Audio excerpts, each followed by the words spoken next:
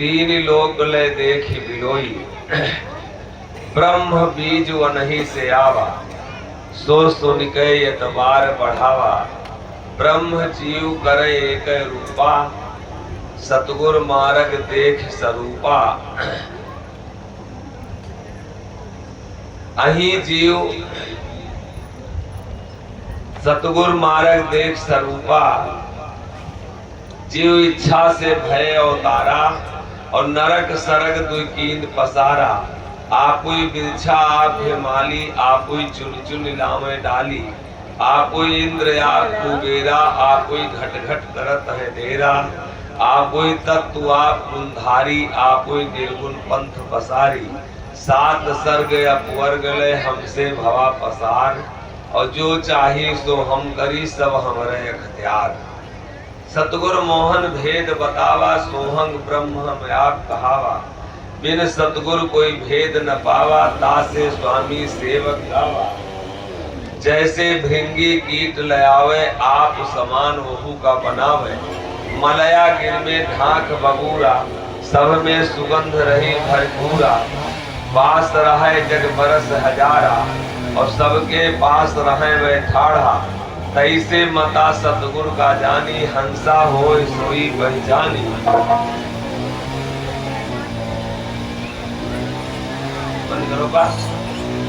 सतगुर का जानी, हंसा होय सोई पहचानी।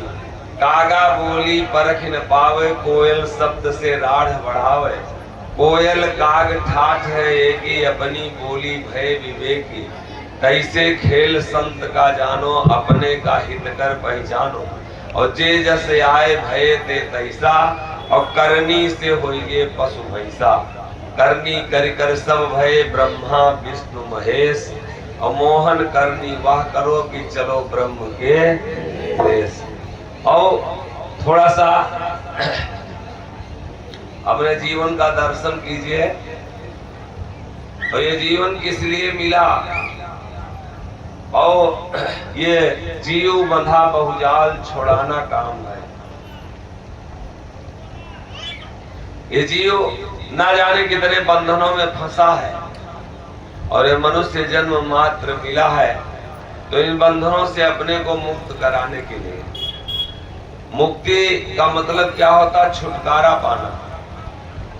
मुक्ति का मतलब ये नहीं होता चारों धाम करना।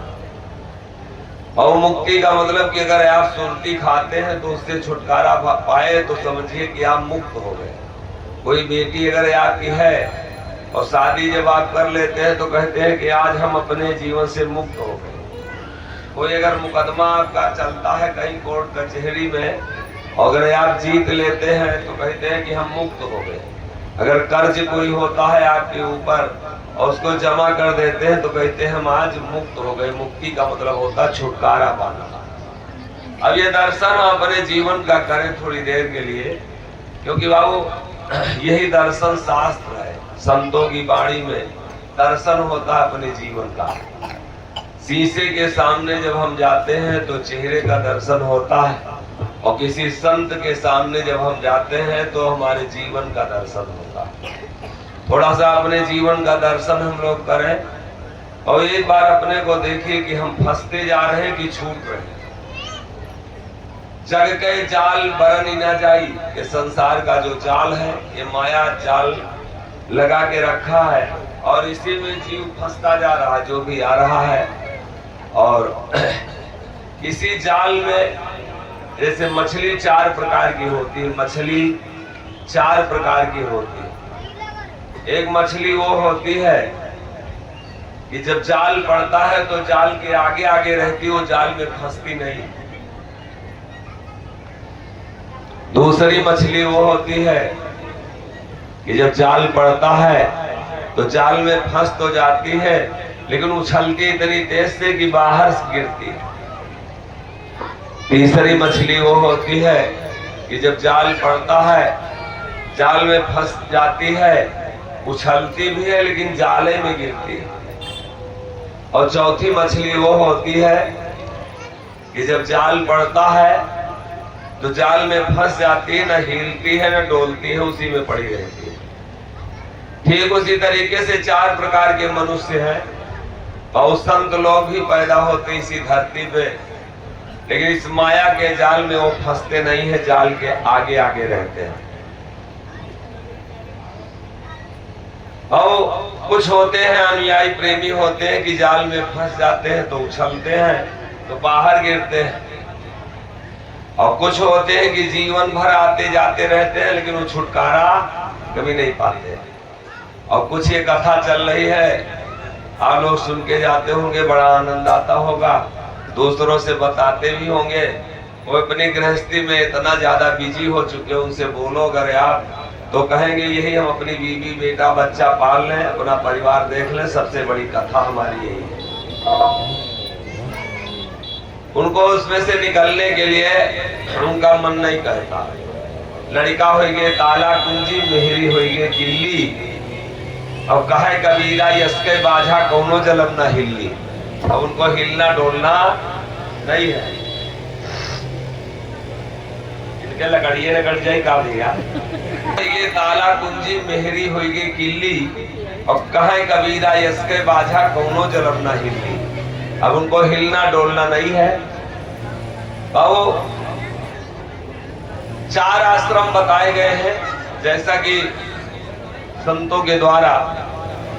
पहला 25 साल तक ब्रह्मचर्य, 25 से 50 तक गृहस्थ, 50 से 75 तक वानप्रस्थ और 75 से 100 तक संन्यास। ये 4 आश्रम बताए गए।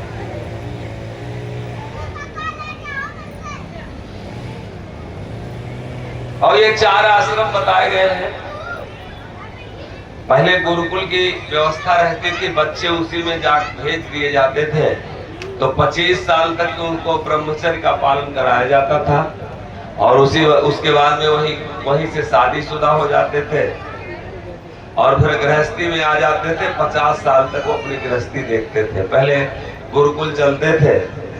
आज अब आश्रमों की व्यवस्था हो गई है कि जो साधु बना लेता है, तो इतना बवाल आश्रमों में फंसा है कि वो फिर साधु, पहले हमारा ये पूरी भारत की जो भी जनसंख्या रहती थी, जो भी बच्चे रहते थे, वो गुरुकुल से भेजे जाते थे। इसीलिए वो ओजस्वी होते थे, तेजस्वी होते थे, तपस्वी होते थे। और आज जब से आश्रमों में इतना आश्रम बना के इतना काम हो गया कि जो भी साधु होता उसको घर नहीं जाने देते। और पहले के जितने भी संत हुए वो सब शादीशुदा हुए। वो चाहे राजा हरिश्चंद्र देखिए, चाहे ब्रह्मा को देखिए, चाहे विष्णु को देखिए, और वो चाहे कबीर को देखिए, सूर को देखिए, लेकिन कलयुग में जितने होते हैं ज्यादातर वो ब्रह्मचारी होते हैं। क्योंकि उनको जब फंसा लेते हैं संत लोग तो बताते हैं कि अगर ऐसा करोगे तो तुम्हारा नरक हो जाएगा। पहले सीधे गुरुकुल से शादी कर देते थे, वो 50 साल तक आते थे और अपनी गृहस्थी चलाते थे, और 50 जैसे पूरा हो जाता था वैसे वो वानप्रस्थ चले जाते थे, और 25 साल तक साधना करते थे। 25 के बाद 75 तक साधना करके फिर उसके बाद संन्यास आश्रम, जो ज्ञान प्राप्त होता था उसको समाज में निकल के बांट देते थे। बच्चा जब जाता है स्कूल में तो सबसे पहले उसको पढ़ाया जाता है जोड़ना। जोड़ने का मतलब क्या होता है कि ब्रह्मचर्य सबसे पहले पढ़ाया जाता है बच्चे को स्कूल में। बात समझ में आ रही ना हमारी? और बच्चे को सबसे पहले पढ़ाया जाता है ब्रह्मचर्य, जोड़ना, और उसके बाद नंबर 2 पे पढ़ाया जाता है घटाना।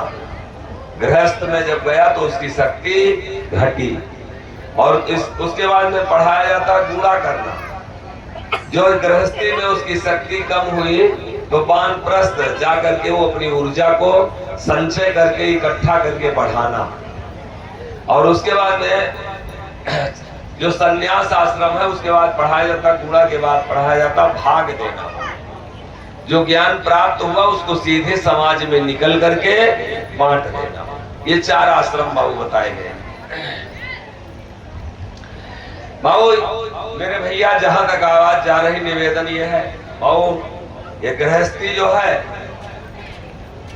जो भी आप कर रहे हैं, जहां कर रहे हैं, बहुत अच्छा है, लेकिन इसमें से निकलने के लिए भी थोड़ा सा ध्यान करना, अपने को छुड़ाना, और अपने के लिए कुछ कमाना, ये भी अनिवार्य है।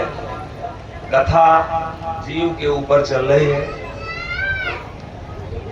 जब गर्भ में ये जीव आया, थोड़ा सा गर्भ की स्थिति को ले ले, और गर्भ में ये जीव जब आया, न किसी अस्पताल की जरूरत थी, न भोजन की जरूरत थी, न कहीं वो किसी सोर्स की जरूरत थी। थोड़ा सा और आगे से ले ले। अच्छा, अवधो भक्ति करन जीव आया, किस लिए इस संसार में हम लोग आए। आदि पुरुष को अंश निकर के देह निरंजन पाया, और भूली खबर यंत्र की बातें माया जाल चलाया। जब हम लोग पिता में थे, बहुत तो हमारा कोई अता पता नहीं था, बढ़िया सा समझिएगा।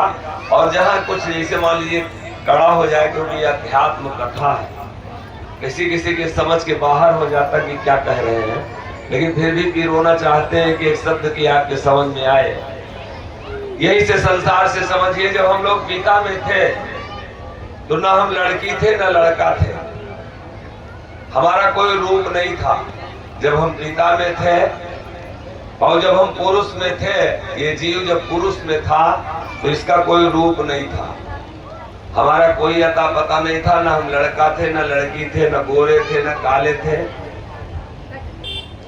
लेकिन जब हम पिता से मां के गर्भ में आए तो जीव हुआ।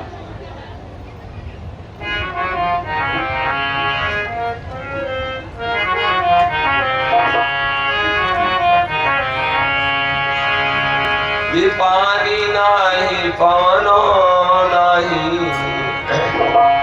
पानी नाही पवनो नाही, शेष ना गणेश वा, जहाँ से आयो हंसा अमर ओहि देशवा, जहाँ से आयो हंसा अमर ओहि देशवा।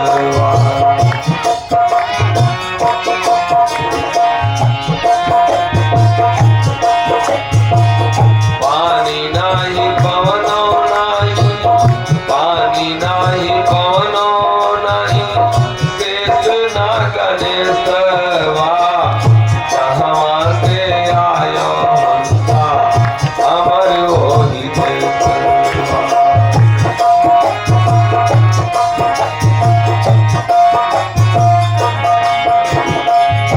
और जहाँ से हम आए, जिस देश से वहां नाश नहीं होता, अमर देश है।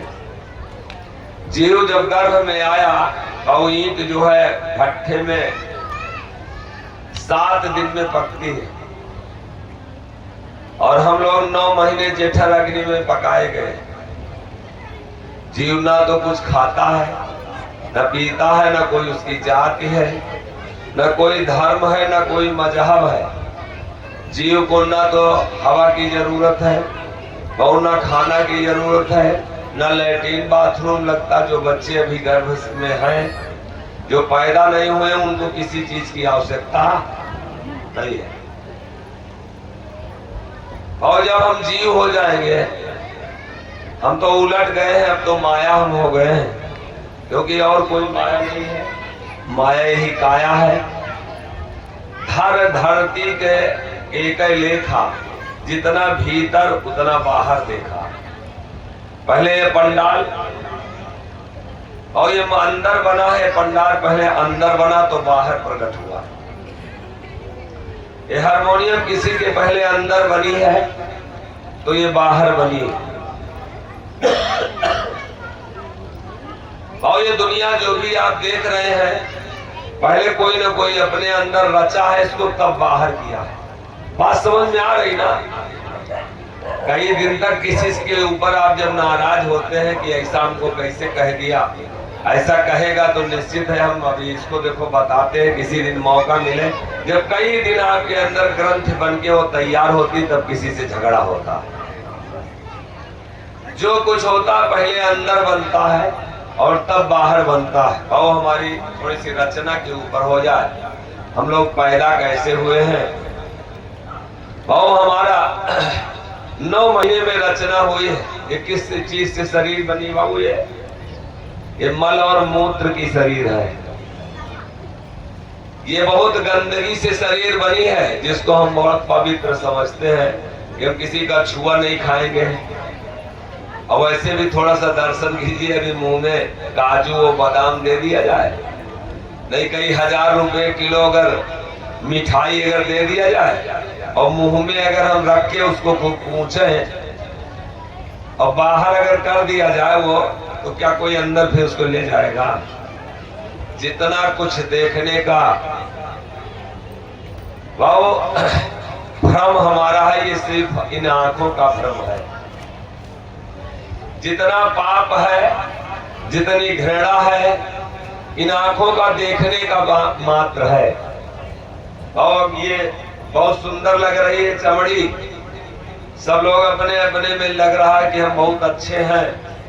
एकमात्र बाल के बराबर अगर ये चमड़ा उतार दिया जाए, मात्र बाल के बराबर अपना चमड़ा थोड़ा सा उतार के देखिए, ये शरीर देखने लायक है क्या भैया? एक बाल के बराबर। जैसे दुर्गा की प्रतिमा होती है तो पेंटर बड़ा बढ़िया सा पेंट करता है, उसी पेंट की कीमत होती है जितने लोग हम लोग बैठे, सिर्फ पेंट उसने किया है, अंदर है कुछ नहीं। इतना गंदा है, इतना गंदा है, ये मात्र पेंट हट जाए बस एक रोया के बराबर पतला, बस ये शरीर देखने लायक नहीं रह जाएंगे। मेरे भैया ये कुछ है नहीं, ये मलमूत्र है और इसको उसने सजाया है। हम गर्भ में पाले पोसे गए हैं, तो कहाँ पाले पोसे गए हैं बाबू? 84 और कोई नहीं है। 84 जहां मलमूत्र की नदियां बही हैं इस जीव के ऊपर, वही 84। इंटीरियर एरिया हो, कोई अकेला, हम अकेले हो और भट्ठे में ईंट पकती है, एक